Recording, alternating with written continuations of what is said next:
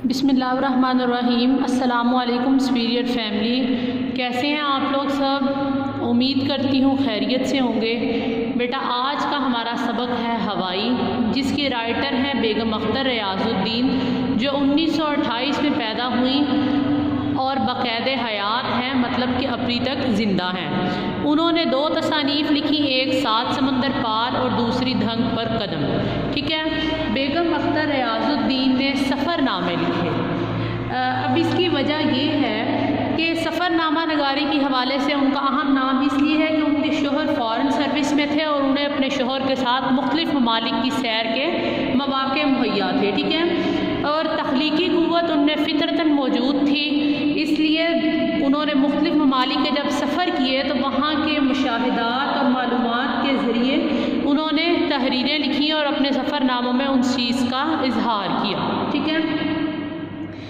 اب یہ جو ہمارا کتاب میں شامل سبق ہے ہوائی، اس کی صنف ہے سفر نامہ اور ماخذ دھنگ پر قدم، یعنی ان کی کتاب دھنگ پر قدم میں سے لیا گیا ہے۔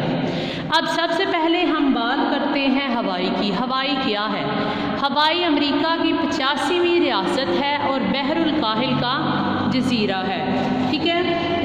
اس کا رقبہ 6471 مربع میل ہے اور آبادی تقریباً 10 لاکھ ہے۔ اور ہونولولو کیا ہے؟ یہ ہوائی کے دارالحکومت کا نام ہے۔ کلیئر؟ اب ہم بات کرتے ہیں سبق کی۔ اس سبق کا آغاز مصنفہ کے سفر سے ہوتا ہے، جو وہ کراچی سے کلکتہ اور ہانگ کانگ اور پھر وہاں سے ٹوکیو اور وہاں سے ہوائی کے دارالحکومت ہونولولو تک روانہ ہوئی۔ جب وہ وہاں پہنچتی ہیں تو ان کے شوہر ان کو لینے نہیں آتے، وہ بمشکل گھر تلاش کرتی ہیں اور گھر پہنچتی ہیں، ٹھیک ہے۔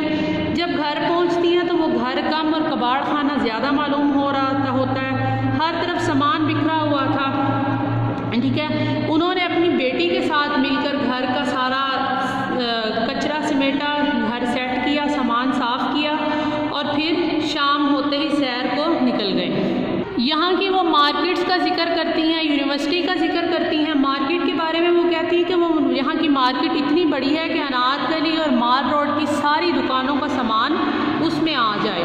پھر اس کے ساتھ ساتھ وہ کہتی ہیں کہ خواتین کو یہاں سہولت ہے کہ وہ اپنے بچوں کو نرسری میں جمع کروا کر اطمینان کے ساتھ خریداری کریں۔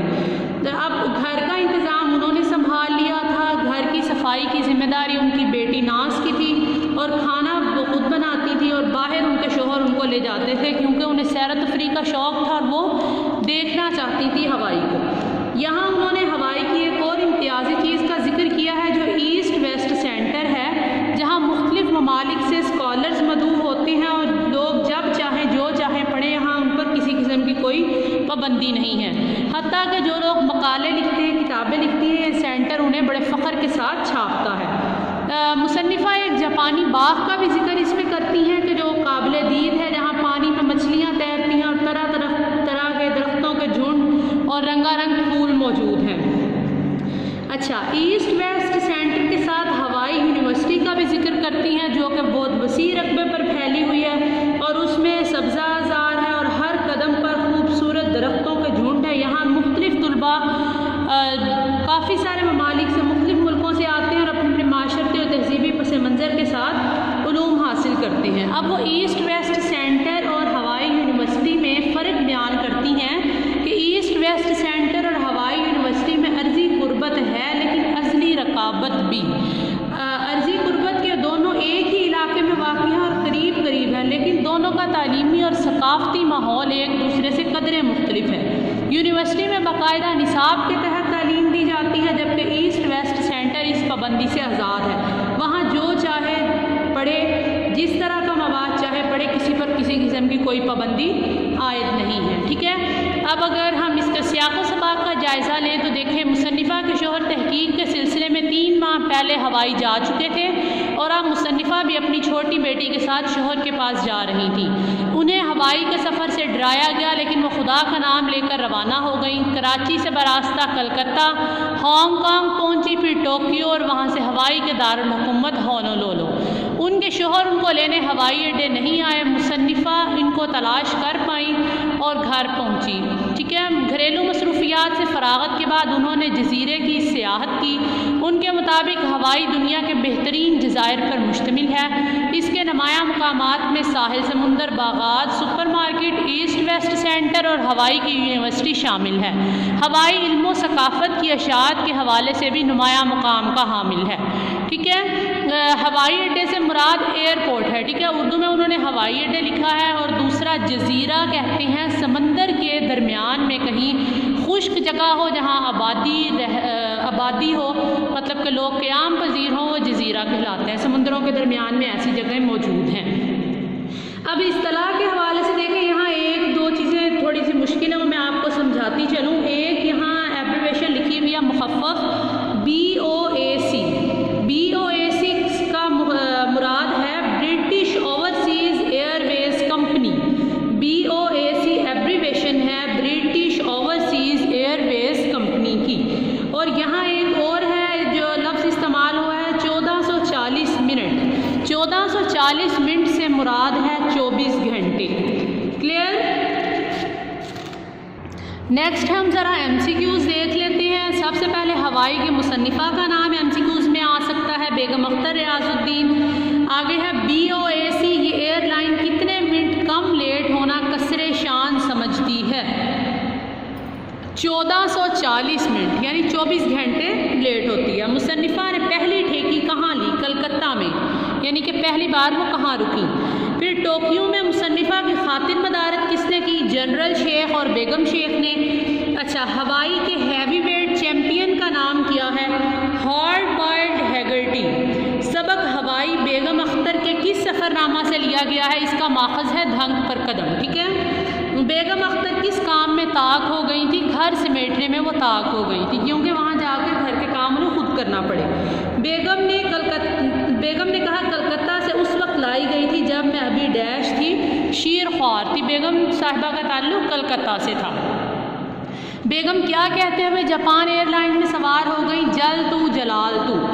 اب ہوائی کے دارالحکومت کا نام کیا ہے؟ ہوائی کے دارالحکومت کا نام ہونولولو۔ جزیرہ ہوائی کی رسم دیرینہ کیا ہے؟ ان کی پرانی رسم کیا تھی کہ وہ ہر نئے آنے والے کا استقبال پھولوں کے حسین گجروں سے کیا کرتے تھے۔ اب ہاسٹل کا نام کیا ہے؟ High rise. بحر الکاہل کروٹیں لے رہا تھا اور چاروں طرف کس کی آمریت مستحکم ہو گئی تھی؟ زمرد کی۔ بیگم اختر نے پہلے ہی حلے میں کتنے ڈالر کی خریداری کی؟ جب پہلی بار ہو گئی تو انہوں نے $32 کی خریداری کی۔ ٹھیک ہے، عرضی قربت اور ازلی رقابت کن دو اداروں میں تھی؟ ایسٹ ویسٹ سینٹر اور ہوائی کی یونیورسٹی کے درمیان، یعنی دونوں ایک دوسرے سے قریب تھی لیکن مزاج ایک دوسرے سے مختلف تھا۔ ٹھیک ہے بیٹا، اب اس کے علاوہ مشکل الفاظ ہیں، نہ گفتہ بہ جو بیان کے قابل نہ ہو، قصہ کوتاہ مختصر قصہ، رسم دیرینہ سے مراد ہے پرانی رسم، ریزگاری بولتے ہیں سکے اور چھوٹے نوٹ کو جسے ہم چینج بولتے ہیں، پینٹری سے مراد وہ کوٹری ہے جس میں کھانے پینے کی چیزیں اور برتن رکھے جاتے ہیں۔ ٹھیک ہے، عمیق تر کا مطلب ہے بہت زیادہ گہرا، سنگلاخ بولتے ہیں پتھریلا۔ جی، اس کے علاوہ کہنا مشق کا سے مراد ہے تجربہ کار، غپ اڑاتے، ہنسی مذاق کرتے اور کہکے لگاتے۔ السنہ لسانیت کی جمع ہے یعنی کہ زبانیں۔ افراد سے مراد ہے زیادہ ہونا۔ چاشنی معنی ہے مٹھاس۔ کھٹارا ٹوٹا پھوٹا۔ ٹھیک ہے، ایمان شکن، ایمان شکن سے مراد ہے ایسا حسن جو ایمان کو خطرے میں ڈال دے، یعنی کہ انسان کی نیت خراب ہو جائے۔ متنوع کا مطلب ہے کئی طرح کے۔ دیدہ زیب بولتے ہیں خوبصورت کو، اور ربط ضبط سے مراد ہے میل ملا۔ گل آویزہ روشیں بولتے ہیں ایسے راستے جو پھولوں سے سجے ہوں۔ روش سے مراد راستہ ہوتا ہے جس پر چلا جائے۔ دل پذیر سے مراد ہے دل کو اچھا لگنے والا۔ ٹھیک ہے بیٹا، اس سبق میں مصنفہ نے ہوائی کی آزادانہ معاشرت، وہاں کی خوشگوار آب و ہوا، تعلیمی ماحول، تہذیب و ثقافت اور اپنے گھر کی روٹین کے وہاں جا کے انہوں نے کس طرح سروائیو کیا، کیسے کیسے کام کیے، کہاں کہاں کی سیر کی، ہر چیز کے بارے میں معلومات فراہم کی ہیں اور بہت دلچسپ انداز میں بیان کی ہیں۔ بیگم اختر ریاض الدین کا یہ انداز ہے کہ ان کا سفر نامہ پڑھتے وقت آپ بور نہیں ہوتے بلکہ دلچسپی محسوس ہوتی ہے اور ایسے محسوس ہوتا ہے گویا آپ ان کے ساتھ سفر کر رہے ہیں۔ ایم سی کیوز کے لیے ایک پوائنٹ اور نوٹ کر لیں کہ مصنفہ کی بیٹی کا کیا نام ہے جو ان کے ساتھ تھی، ان کی بیٹی کا نام ناز تھا، ٹھیک ہے بیٹا؟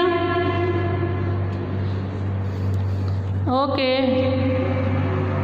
اس کے ساتھ ساتھ انہوں نے ہڈوما بے کا ذکر بھی کیا ہے جہاں پکنک منائی اور یہ ساحل ہے، ٹھیک ہے بیٹا؟ نیکسٹ کوئی چیز، کوئی سوال ہو، کچھ پوچھنا ہو، اس پہ ہم انشاءاللہ زوم پہ ڈسکشن کریں گے۔ اللہ حافظ۔